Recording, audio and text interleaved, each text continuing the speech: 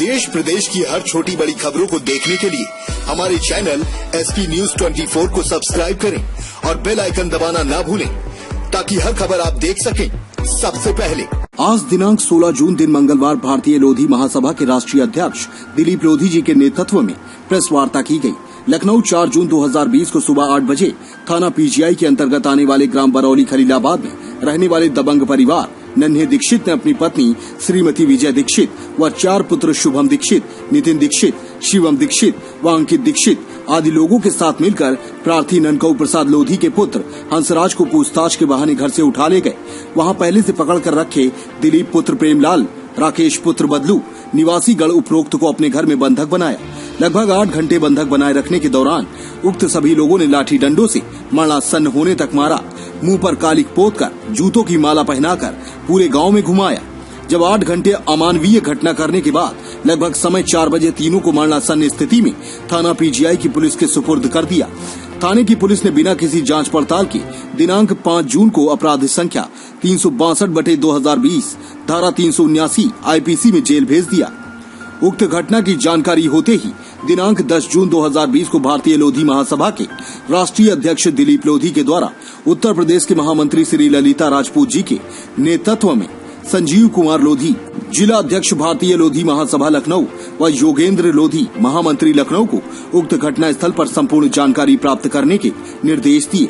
Team ने साक्ष्यों को एकत्रित करते हुए दिनांक 12 जून 2020 को ग्राम Barauli Khalilabad post sector 8 Vrindavan colony थाना PGI लखनऊ उक्त घटना से संबंधित जानकारी जानने के लिए हंसराज के घर पहुंचे तो पता चला कि कल दिनांक 11 जून को कुछ पुलिस वाले आए थे और कहकर गए हैं कि हंसराज की स्थिति जेल में बहुत खराब है, जाकर मिल लो। पता चलने पर घर के समस्त लोग काफी डर गए। वो आज सुबह हंसराज के पिता व माता हंसराज से मिलने जेल गए। घर पर हंसराज का भाई दिनेश व हंसराज की 3 भाभी मिली हैं, जिन्होंने बताया कि हंसराज की उम्र 21 वर्ष की है। वह मेहनत मजदूरी करके अपना घर चलाता है। हंसराज के परिवार वालों ने बताया कि कुछ दिन पहले हंसराज से किसी बात के चलते कहासुनी हुई थी। हो सकता है कि इसी कारण उक्त लोगों ने हंसराज से रंजिश मान ली और उसका बदला लेने के लिए एक अमानवीय घटना पूरे परिवार ने मिलकर कारित कर डाली। हंसराज कभी भी किसी मामले में वांछित नहीं रहा है। उक्त गांव में पता करने पर पता चला कि नन्हे दीक्षित उसके परिवार की पुलिस में काफी अच्छे संबंध हैं, जिसके चलते अपनी सभी गाड़ियों में पुलिस मार्क लगवाकर पुलिस द्वारा इस्तेमाल किए जाने वाले डंडे को लेकर पूरे क्षेत्र में अपनी दबंगई दिखाते हैं और पुलिस का पूरा साथ उसको प्राप्त है। आजादी से पहले इस तरह की घटना आम थी। जिस तरह से यह घटना दिखाते हैं, यह घटना आजादी से पूर्व दलित OBC समाज पर हुए अत्याचारों की यादें ताजा करते हैं। यहाँ उस दौर के दलित उत्पीड़न व जातिवाद के शिकार हो रहे थे। उक्त घटना व्यक्ति के मौलिक अधिकारों, समानता के अधिकार व व्यक्ति की स्वतंत्रता के अधिकार का हनन करने वाली घटना है। उक्त अत्याचार करने वाले दबंग लोगों द्वारा मरणासन्न स्थिति तक अमानवीय कृत्य किया। उसके बाद इन लोगों ने थाना PGI की पुलिस से सांठगांठ करके 8 घंटे तक बंधक बनाकर पीटा, गले में चप्पलों की माला पहनाकर, मुंह में कालिक पोत कर गाँव में घुमाया, वीडियो बनाकर वायरल किया, जिससे लोगों का सामाजिक तिरस्कार हुआ।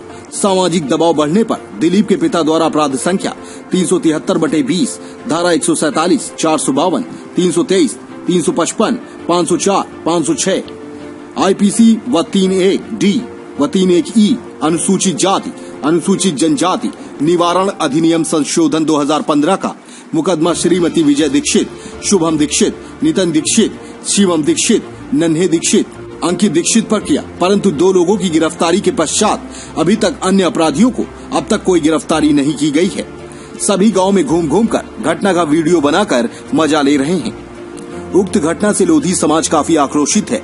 घटना से संबंधित हंसराज की ओर से प्रथम सूचना रिपोर्ट दर्ज किए जाने व घटना की संपूर्ण जांच CBI से कराए जाने की मांग करती है।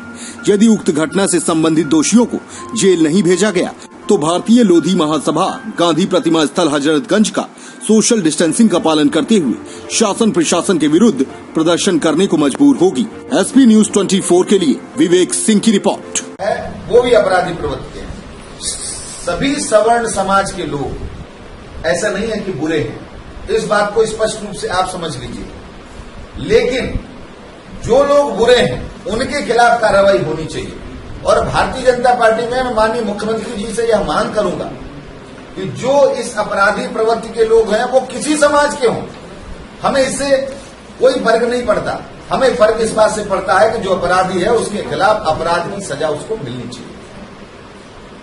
लगातार पुलिस प्रशासन भी इस अंदर मौन नजर आ रहा है, क्या पुलिस का भी हाथ इस पर हो सकता है? हाँ, इसमें मैं एक बात जरूर कहना चाहूंगा कि पुलिस प्रशासन में जिन लोगों की पैठ है, जो लोग मिले हुए, क्योंकि अपराधी प्रवृत्ति के लोग हर जगह अपनी पैठ रखते हैं, उसमें जो गरीब तबके के लोग हैं, अब जैसे इस घटना को आप ले लीजिए, इस घटना में न चाहते हुए मुझे कहना पड़ रहा है, चार लोग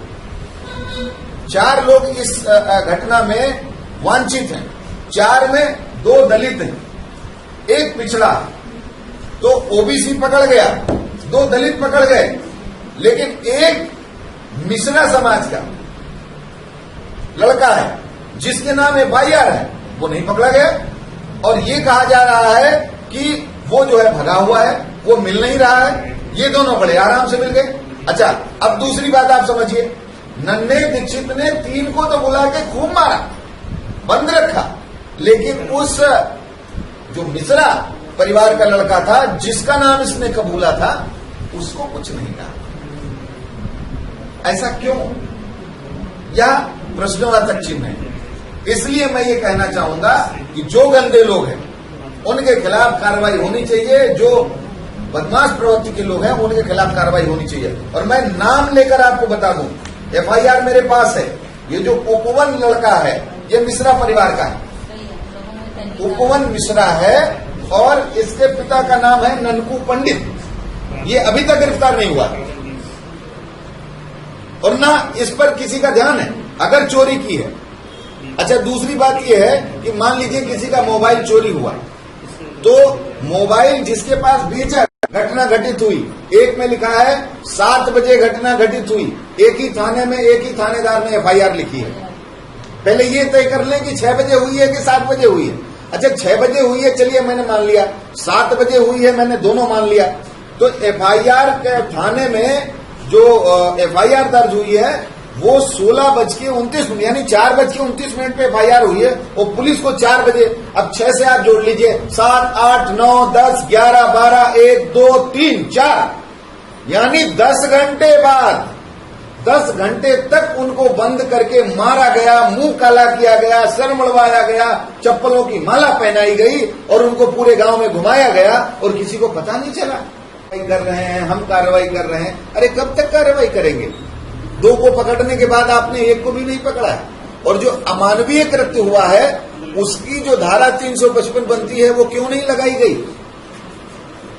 वो धारा क्यों नहीं लगाई गई भाई? वो धारा तो लगनी चाहिए।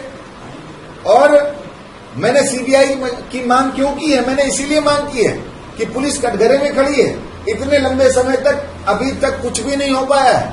2 लोगों को जेल भेजने के बाद में इस बात को दबाने का काम किया जा रहा है, ये नहीं चलेगा। और इसमें एक घटना और बनती है 414 की, यह भी बात आप ध्यान से समझ लीजिए। वह भी जो है IPC 414 जो बनता है, वह भी इसमें लगना चाहिए। वो बसंत जो अपराध जो है बसंत के ऊपर बना है, उसकी कोई गिरफ्तारी नहीं हुई है, उसकी गिरफ्तारी तत्काल कराई जाए, और हंसराज और राकेश की ओर से भी FIR लिखी जाए, इसकी भी मैं पुलिस से मांग करता हूं।